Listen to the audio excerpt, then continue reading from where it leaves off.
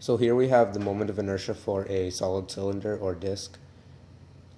First thing we'll do is set up our diagrams. So we have our solid cylinder, and the top view is the base of the circle with radius big R, and inside of that we have a smaller circle with radius little r and thickness dr. I equals the integral of r squared dm, so di equals r squared dm, and we'll use that to integrate this. If I take out the smaller circle and I cut it at any point and I just flatten it out, then it'll look like the bar here, and it has length 2 pi r, which is just the circumference, and it has thickness dr. So the area of that smaller circle is dA, which is equal to 2 pi r times dr. We can use that to plug it into our proportion. M over A equals dm over dA. We need this proportion because we can't integrate with respect to m. So if we plug that in and we plug in our big area, which is 1 pi r big R squared, we have m over 1 pi big R squared equals dm over 2 pi r times dr. Just to simplify things, I cross multiplied and I canceled out terms that were same on both sides. So I got m times 2 pi r dr equals pi r squared times dm.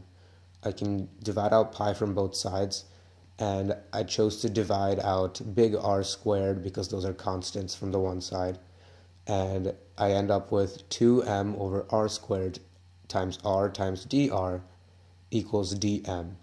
And if we plug that back into our integral for dm, then we have the integral of di is equal to the integral of 2 times m over r squared times our original r squared times dr.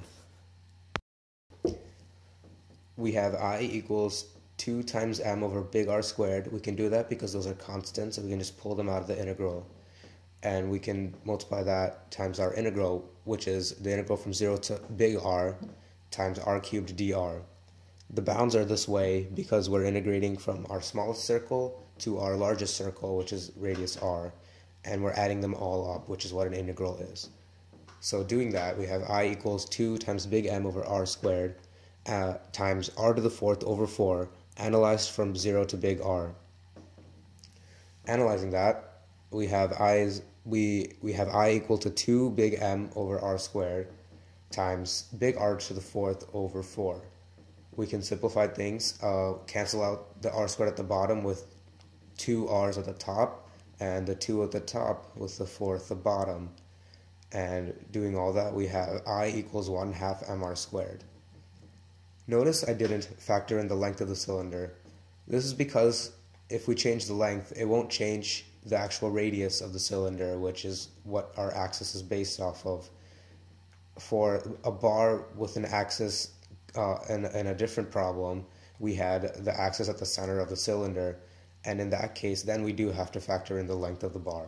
But for this one, we don't have to because we're not integrating with that axis.